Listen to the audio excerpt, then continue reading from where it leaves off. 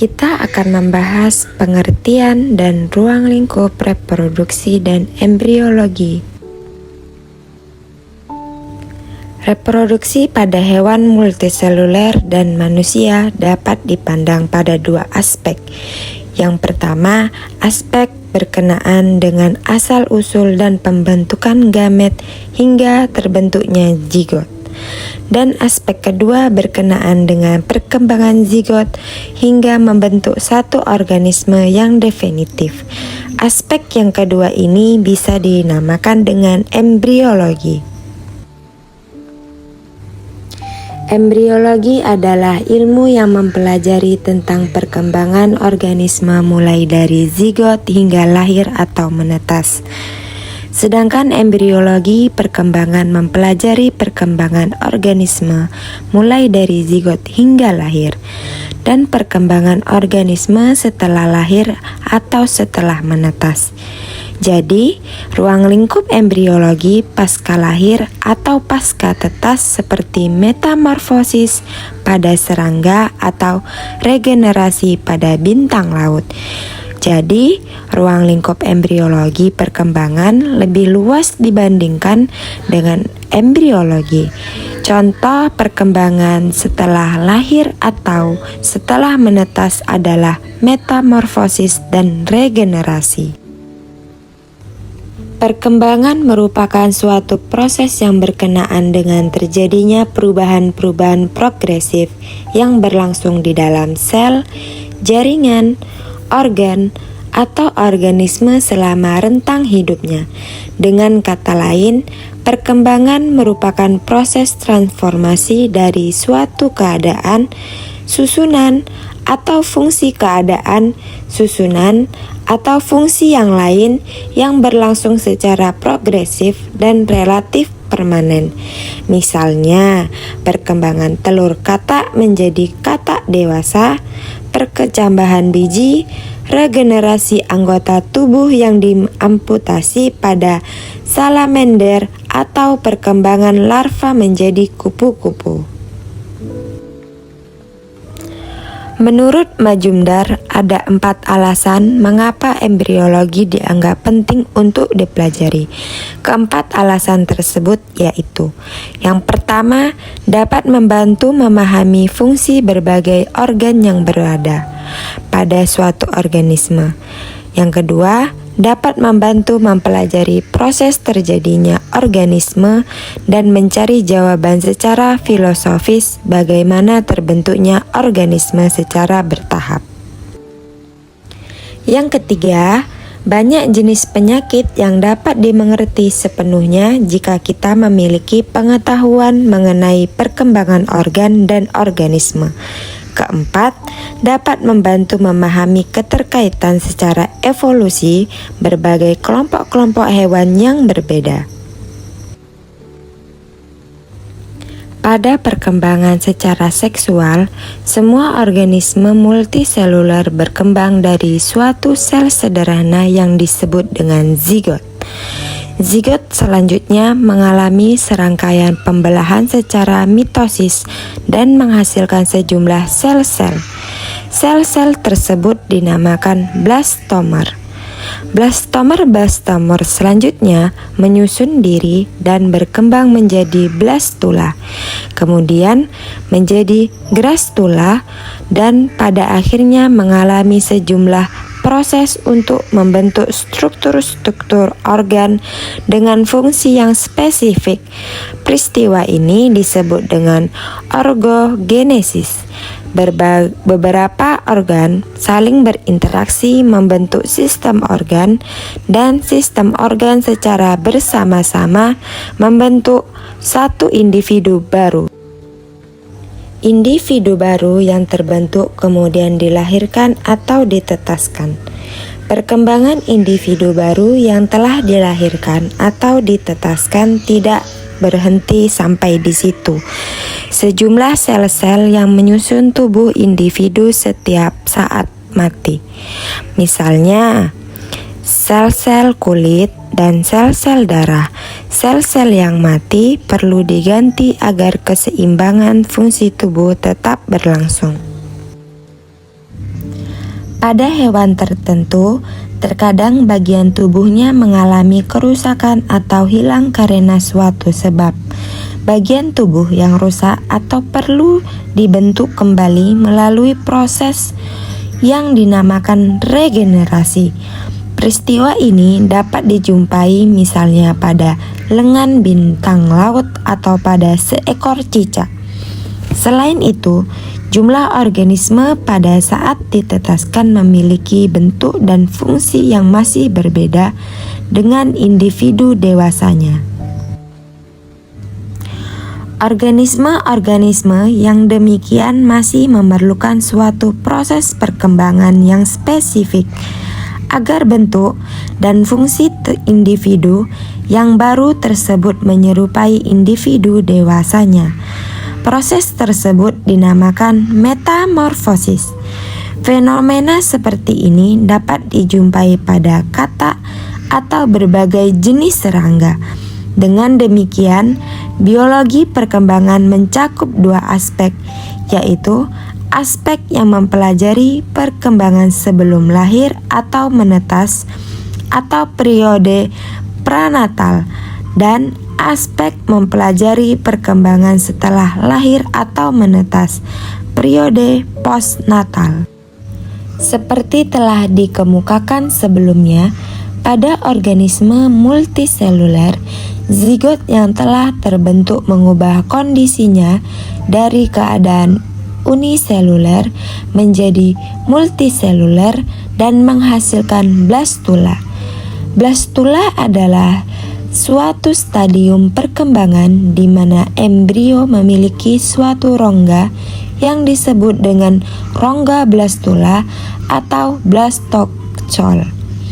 Blastocele berperan untuk memberi ruang gerak bagi sel-sel blastomer dan mencegah terjadinya interaksi seluler yang lebih dini, khususnya antara sel-sel ektoderm dan sel-sel mesoderm. Pada stadium selanjutnya, blastula berkembang menjadi grastula. Grastula melibatkan bermacam-macam gerakan morfogenetik seperti invaginasi, evaginasi, delaminasi, konvergensi, dan evolusi. Selama gastrulasi berlangsung, menjadi reorganisasi jaringan embrio dan menghasilkan 3 lapisan lembaga, yaitu ektoderm, mesoderm, dan endoderm. Organisme di mana pada stadium gastrulanya menghasilkan 3 lapisan lembaga disebut bersifat tripoblastik, sedangkan yang hanya menghasilkan 2 lapisan lembaga disebut ektoderm dan endoderm disebut bersifat diploblastik. Seiring dengan berlangsungnya gastrulasi, pembentukan organ atau organogenesis mulai berlangsung. Secara umum, perkembangan memiliki 2 fungsi, yaitu menghasilkan dan mengorganisir semua tipe sel di dalam tubuh. Bagaimana sebuah sel tunggal yang berasal dari telur yang dibuahi dapat membentuk berbagai tipe sel seperti sel otot, sel kulit, sel saraf, limfosit, sel darah, dan semua tipe sel lainnya. Peristiwa di mana satu sel menghasilkan berbagai tipe sel dinamakan diferensiasi, sedangkan proses yang mengatur diferensiasi sel menjadi jaringan dan organ disebut morfogenesis reproduksi. Pada hewan yang berkembang biak secara seksual, sebelum fertilisasi berlangsung, terlebih dahulu harus dibentuk gamet atau sperma dan telur melalui gametogenesis atau spermatogenesis pada jantan dan oogenesis pada betina. Selanjutnya, spermatogenesis. Spermatogenesis adalah proses pembentukan sperma yang berlangsung di dalam gonad jantan atau testis, tepatnya pada dinding tubulus semiferus. Spermatogenesis dimulai dengan aktifnya sel-sel spermatogonia bermitosis yang dilanjutkan dengan terjadinya pembelahan reduksi atau meiosis hingga menghasilkan spermatid. Spermatid kemudian mengalami diferensiasi hingga dihasilkan spermatozoa melalui proses spermiogenesis. Spermiogenesis berlangsung di bawah pengendalian hormon. Di antara tubulus semiferus terdapat jaringan interstitial yang mengandung sel-sel Leydig. Sel-sel Leydig menghasilkan hormon testosteron di bawah kendali hormon gonadotropin yang dihasilkan oleh kelenjar hipofisa, yaitu luteinizing hormon atau LH. Hormon gonadotropin yang lain yang berperan di dalam spermatogenesis adalah follicle stimulating hormone atau FSH yang merangsang sel-sel Sertoli untuk menghasilkan androgen binding protein atau ABP. ABP dapat mengikat testosteron yang sangat penting dalam spermatogenesis dan pematangan sperma.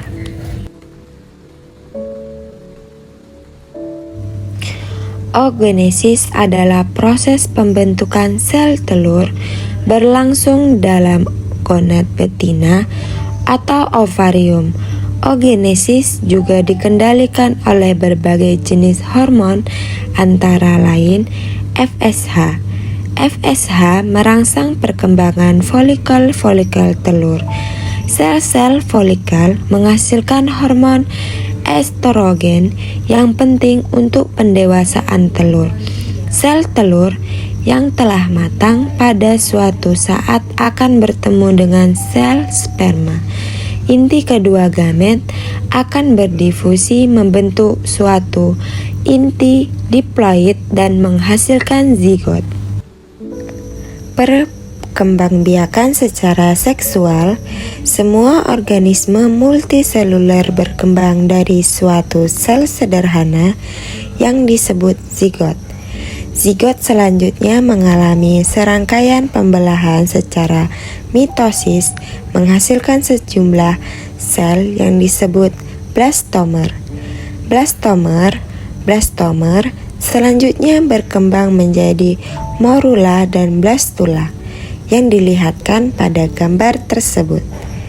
Blastula berkembang menjadi gastrula dan pada akhirnya mengalami sejumlah proses untuk membentuk struktur-struktur organ dengan fungsi yang spesifik. Peristiwa ini disebut organ oogenesis.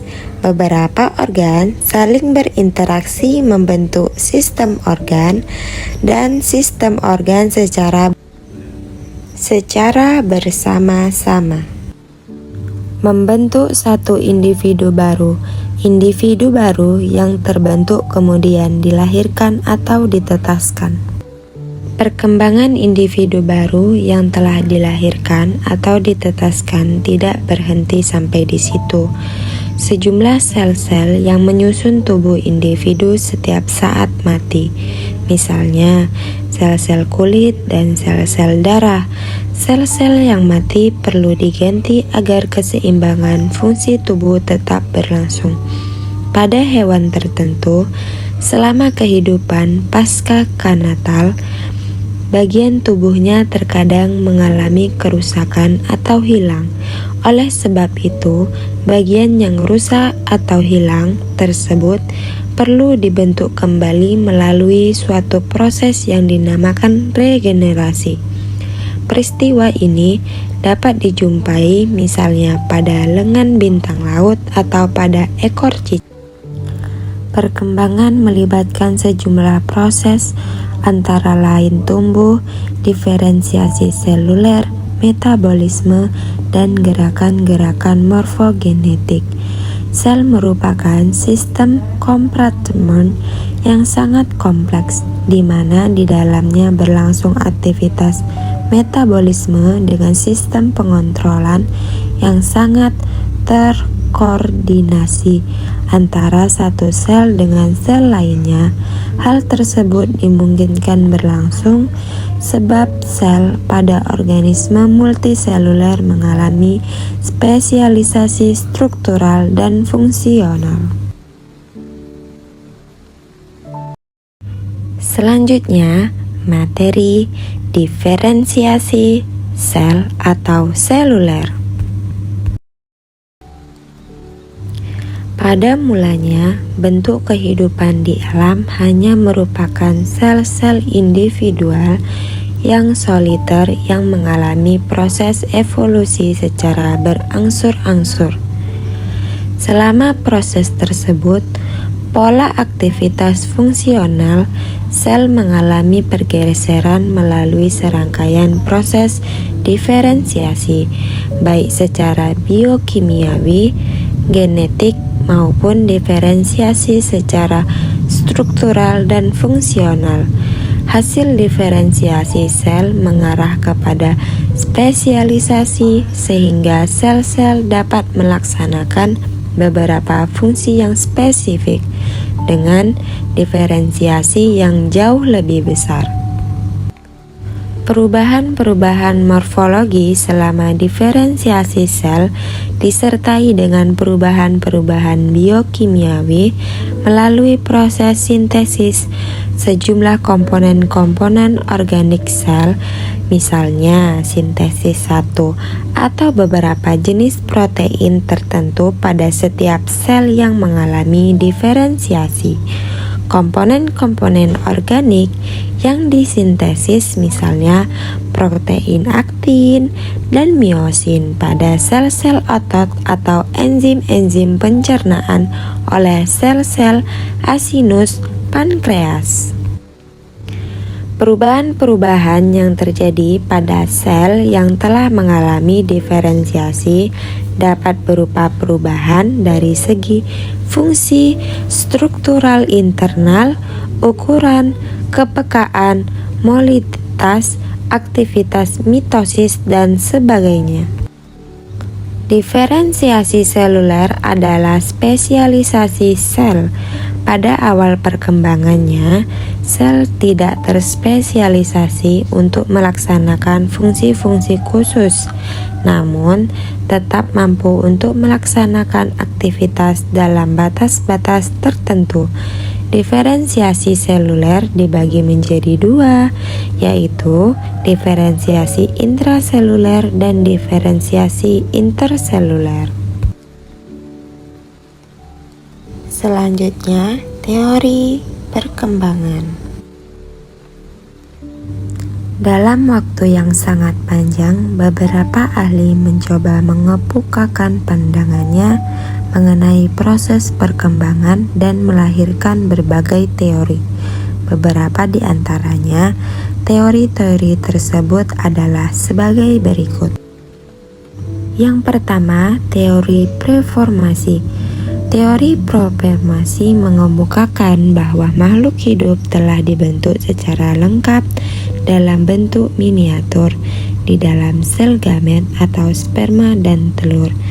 Penganut teori preformasi pecah menjadi dua aliran, yaitu aliran spermatis dan spermis dan aliran ovulis atau ovis.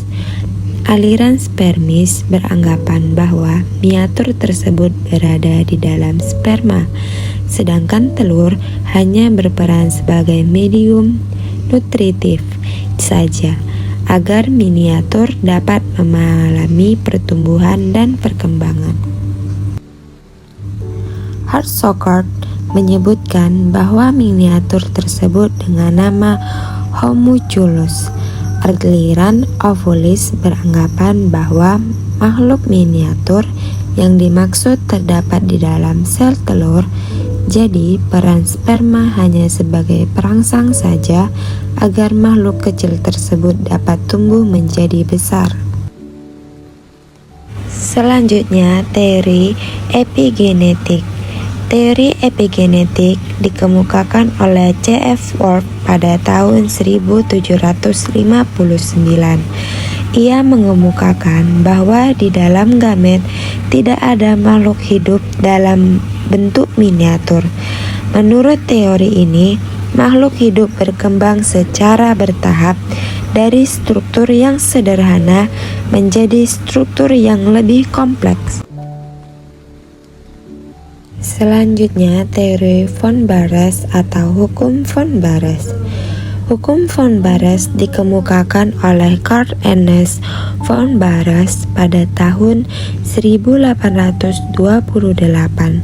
Menurut teori ini, jika suatu organisme berkembang dari suatu sel telur, maka ciri-ciri yang lebih umum berkembang menjadi lebih awal, dan ciri-ciri spesifik berkembang belakangan. Misalnya, pada perkembangan ayam, karakter yang pertama muncul adalah ciri-ciri umum dari chordata, sedangkan ciri khusus dari Aves berkembang kemudian seperti bulu dan paruh. Paruh ayam baru tampak dengan jelas pada umur inkubasi 15 hari. Selanjutnya, teori rekapitulasi berawal dari teori evolusi yang mengemukakan bahwa hewan dan tumbuhan berkembang secara bertahap jutaan tahun yang lalu dari organisme uniseluler ke multiseluler. Beranjak dari ide teori evolusi, Horstmüller mengemukakan bahwa dalam proses perkembangan organisme, misalnya ayam, karakter-karakter leluhurnya tanpa lebih dahulu dibandingkan dengan karakter-karakter yang baru. Misalnya, karakter ikan tanpa lebih dahulu daripada karakter amfibi dan reptil. Jadi, secara filogenetik, ikan karakter tanpa lebih dahulu daripada karakter amfibi, reptil, dan burung. Dalam perkembangannya, ayam karakter ikan seperti cela insang tampak lebih dahulu dibandingkan dengan karakter burung. Setelah mempelajari teori Muller, Ernest Haeckel memberi nama teori tersebut dengan nama hukum biogenetik atau teori rekapitulasi, dan menyimpulkan bahwa otogeni merupakan rekapitulasi yang disederhanakan dengan filogeni. Otogeneti adalah sejarah perkembangan makhluk hidup mulai saat fertilisasi, lahir, dan mati, sedangkan filogeni adalah sejarah perkembangan makhluk hidup secara evolusi.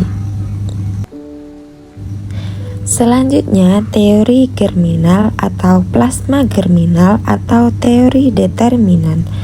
Teori ini dikemukakan oleh Weismann. Ia mengemukakan bahwa di dalam proses perkembangan terjadi segregasi plasma germinal ke dalam keturunannya secara berkesinambungan. Di dalam sel terdapat germ plasma dan somatoplasma. Di dalam germ plasma terdapat determinan yang sangat segregasi secara berkesinambungan dari generasi ke generasi berikutnya. Pada setiap generasi germ plasma dan somatoplasma kembali dibentuk. Jadi, germ plasma bersifat abadi atau immortal germ plasma. Materi selanjutnya yaitu tentang cara mempelajari reproduksi dan embriologi.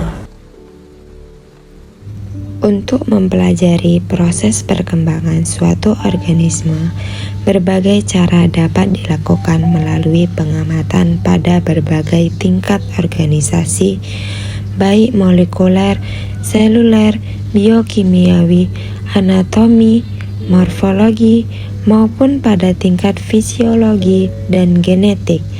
Dalam lingkup yang terbatas, reproduksi dan embriologi dapat dipelajari dengan berbagai cara, yaitu yang pertama yaitu deskriptif, yaitu cara mempelajari reproduksi dan embriologi dengan membuat gambaran atau deskripsi dari berbagai struktur hewan. Yang kedua, komparatif, yaitu dengan cara membandingkan dengan reproduksi dan perkembangannya antara suatu sel, jaringan, organ, dan sistem organ, baik dalam satu individu maupun pada individu yang berbeda.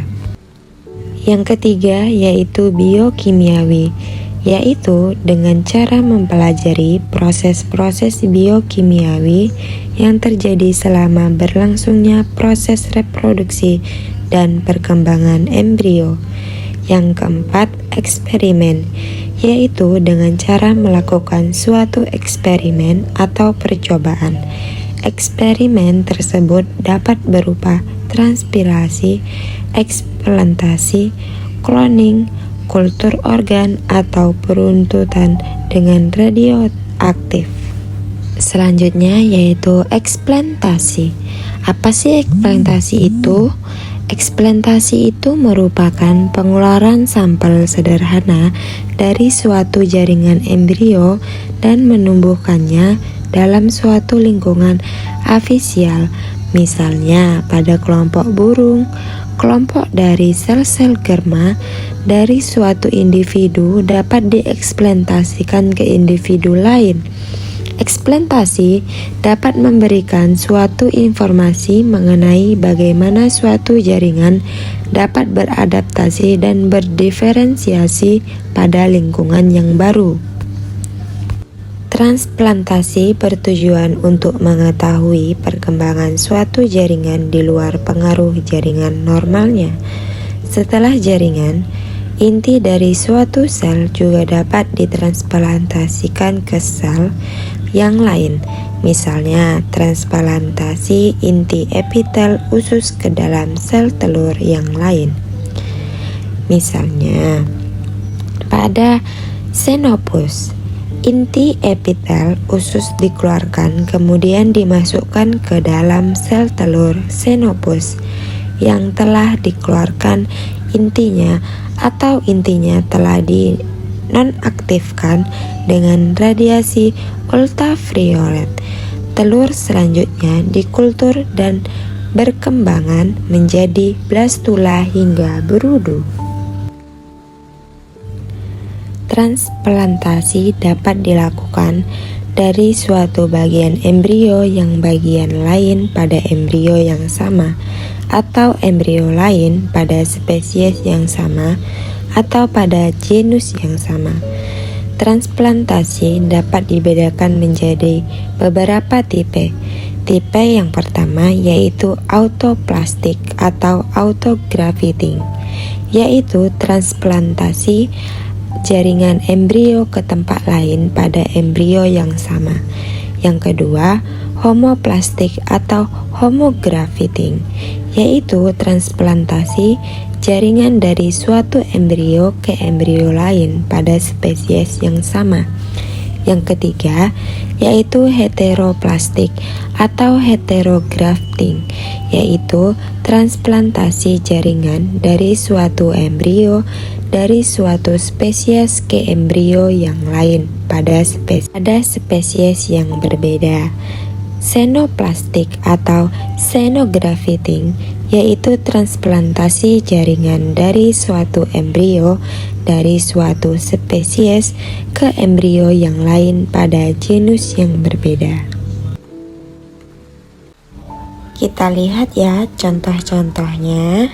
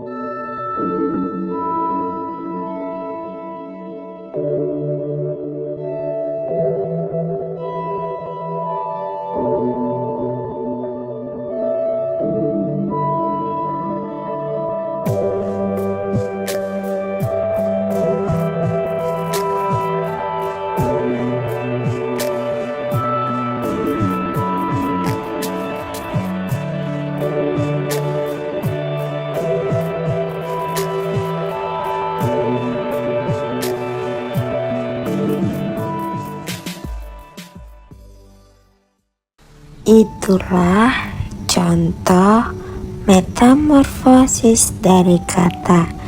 Nah, selanjutnya saya kasih contoh tentang ayam ya.